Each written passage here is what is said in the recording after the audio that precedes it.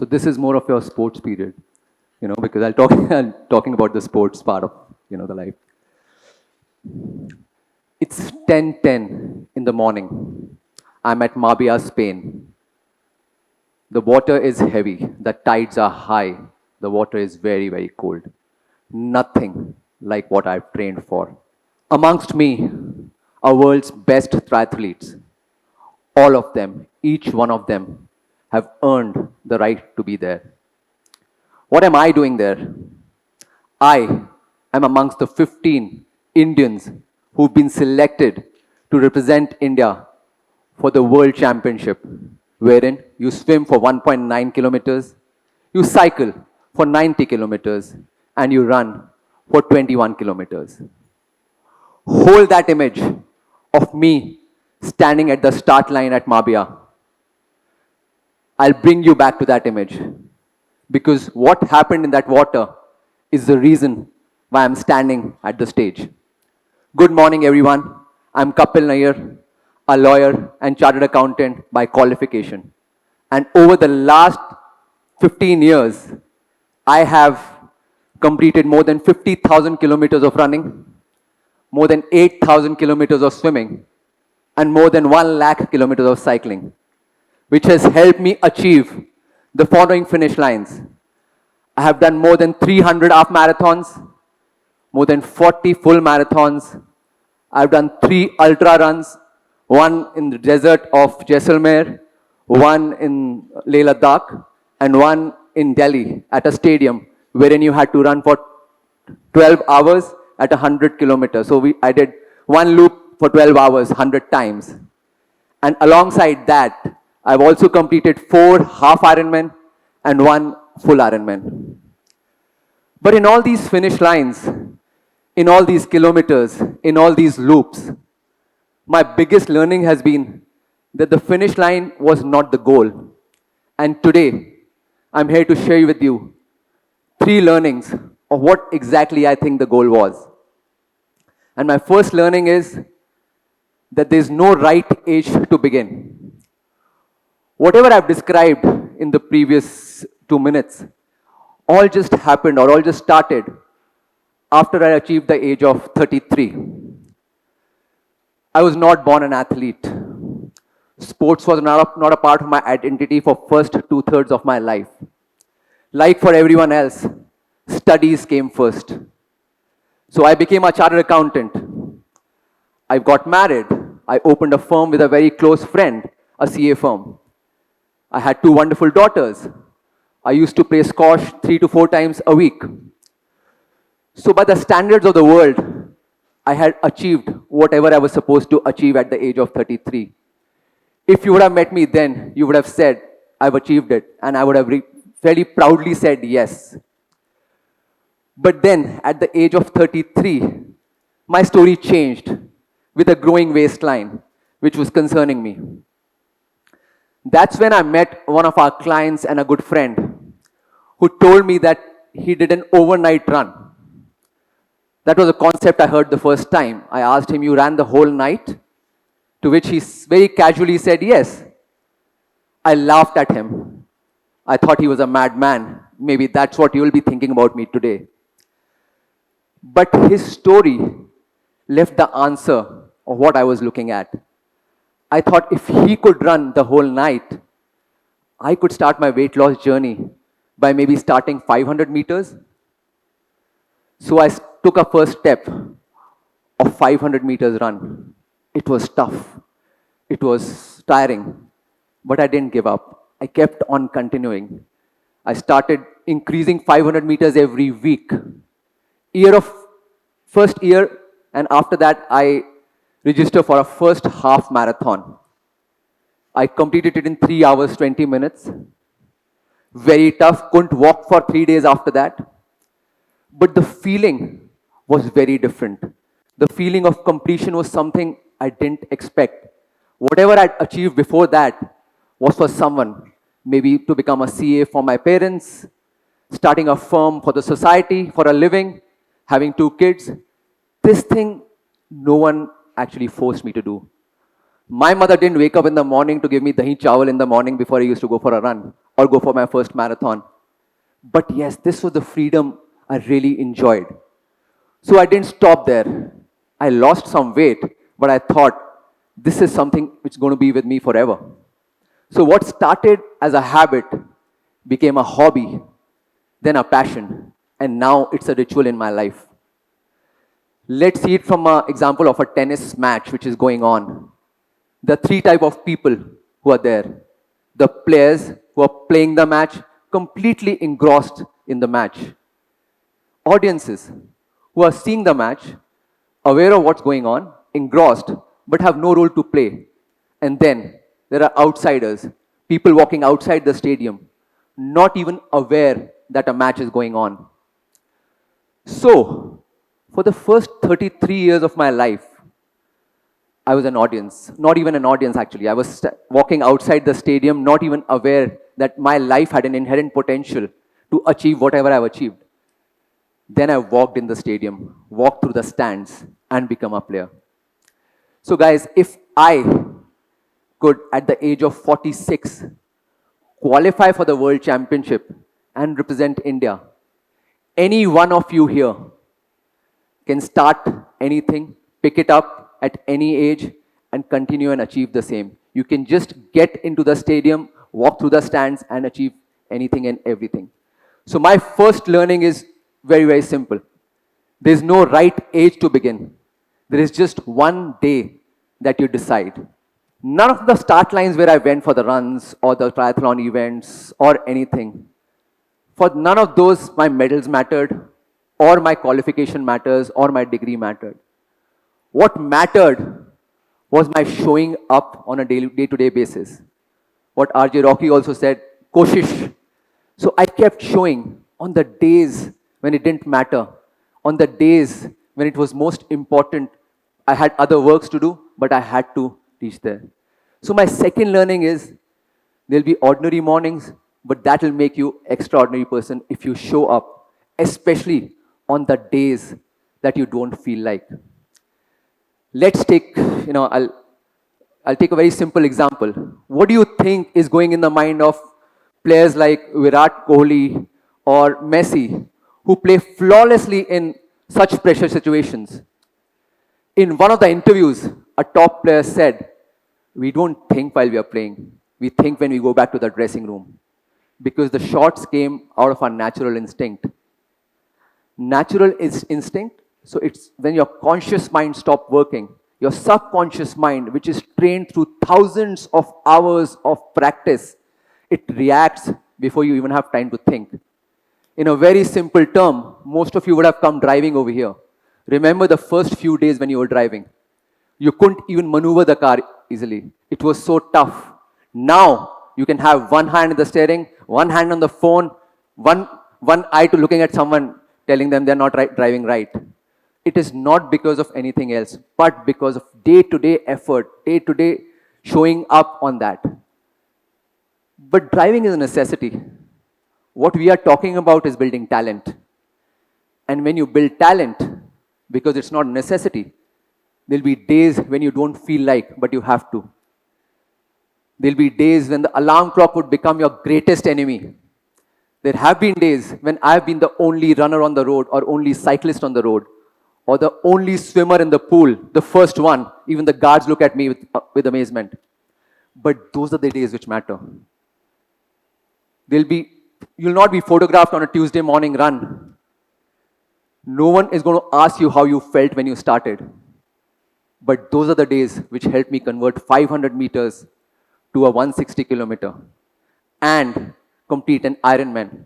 Just for your information, an Ironman is a full day event wherein you swim for 4 kilometers in the open sea, immediately follow it by 180 kilometers of cycling, and do a 42 kilometer of run after that. If you don't complete this in 16 and a half hours, you're disqualified. So those were the things that got me back in. So it was not primarily because of one heroic day that I could complete it.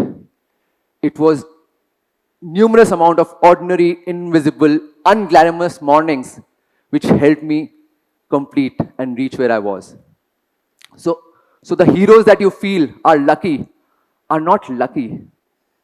They've just been present on more mornings than anyone else. But when you show up every day, the universe has a beautiful way of testing whether you meant it or not. I've met people who are above the age of 80 and have finished the Ironman. I've met people who could not take the cycles, were not allowed to take the cycles on the Ironman event, had to rent a cycle and still completed the event. I've met people who've had cancer, battled it, became cancer free, and did the event, and are still doing it.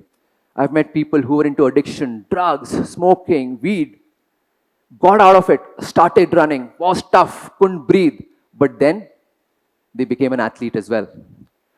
The only common thing in all of them was they didn't let their constraint become their excuses. When you don't let your constraint become your excuses, you'll find a way. And all of them did.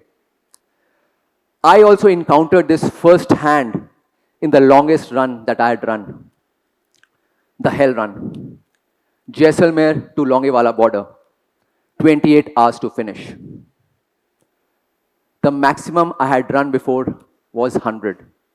This was a 160-kilometer run. I had prepared very well for it. And the maximum I had run before was 100 kilometers. My run started. I was calm. I was composed. First 100 were like phenomenal. Exactly where I wanted to be. And then, at night, completely lonely, when there was pitch dark, I realized I'm 8 kilometers off course. Suddenly, the 160-kilometer race, imagine 160, became a 176-kilometer race. I had every reason to give up. I was the only one on the road. No one would have asked me. No one would have questioned. There was no shame at all. I'd still done 118. Thousands of thoughts came to my mind. I should give up. Would I be able to achieve the cutoff time of 28 hours? Would my legs support me? How could I be so stupid or careless? I didn't let any of those constraints become the excuse to give up. I took one step, then another, then another. And I completed the whole run with 4.5 hours still to spare. So guys, when I reached the finish line, the only thing which was going through in my mind was those extra 16 kilometers that I did. I think the whole point of my race was those extra 16 kilometers. So whenever we start something, we start showing up, we will have many, many, many obstacles to overcome. It's up to us at which level we give up or at which level we take the next step. So the first two learnings I've spoken about are for the things which are under our control. We show up, we don't give up, we decide to do something. But this learning is very critical, which has been really, really instrumental in my life. When you give everything, just surrender. Like Shah Rukh Khan says in Om Shanti Om, किसी चीज को दिल से चाहो तो पूरी कायनात तुम्हें उससे मिलाने की साजिश में लग जाती है. When you believe anything and everything from your heart, the whole world would conspire for you to achieve the same. I thought it was a nice movie line, and then I ran the Khardung run. It happens in Ladakh and takes you to the highest peak. 72 kilometers, 18,000 feet, rainy, windy, it snows. It starts at 2:30 a.m. 65 kilometers left, minus 15 degrees, and it gets really cold. And I feel a lot of cold as well. Suddenly, the cold is such that goes inside you. And for the first time in my running journey, I thought I should give up. Suddenly, a man appeared beside me, a man from Pune. We start talking about life, about nothing specific, about running. So for the next 1.5 hours, I'm talking to someone who's as crazy about running as I was. I get back into my rhythm. I start running well. Oxygen comes back. Snow goes away. I complete the run in style with my daughters around. I wanted to thank that person. I looked around. I checked all the participant list. I asked around. There was no man from Pune. Was it a coincidence? Was it hallucination? Was it divine intervention? I don't have an answer. I leave that for you to decide. The answer that I have is, in my darkest moments in the mountain, I was not held by my strength, but I was held by my willingness to let someone in. When you give everything, surrender, have faith. The mountains, the universe, anything you may call it, would meet you halfway. Getting you back to Marbella, the reason why I'm here, I'm still at the start line. The water is very, very choppy. The tides are very high. It's very cold. That cold that can give you hypothermia. And I'm anyway scared of water because I learned swimming at the age of 42. I get in and there's immediate chaos. Everything is not working my way. 10 minutes in and a tide gets me back to where I started from. Now in an Ironman event, if you want to give up, you raise your hand. No questions asked, no shame. It's just that it's over. In athletes' language, it's called did not finish, a DNF. And at that moment, 15 years of training, 3 of my greatest learnings, and I raised my hand. And the boatman did something which I didn't expect. He looked at me and turned the boat away. No dramatic words, no dramatic speech, just a smile that said, "You didn't come this far to only come this far." I got my hand back in the water. One stroke, then another. I completed the whole swim. Did the mountain biking and did the running. I finished the half Ironman, which I represented from India, keeping my pride on. That day, I felt the boatman didn't reflect his belief in me. He reflected my belief, which was built over each day of practice, each setback, each finish line that I achieved. He got it back to me. Today, I'd like to summarize my learning in one line. The finish line is not the goal. It simply proves what you become while chasing that goal. Today is the age of possibility. Your race may have nothing to do with running. It might be taking a new profession, becoming a radio jockey, becoming a dancer, becoming a musician. But the principle is exactly the same. You have to start, you have to show up, you have to not let your constraints become your excuses and then surrender. So guys, on that morning in Marbella, I had an option when the boatman denied to raise my hand again or put my hand back. You all in your journey today or in some time in future may have that option, whether you'd like to raise your hand or put your hand back in. Thank you so much.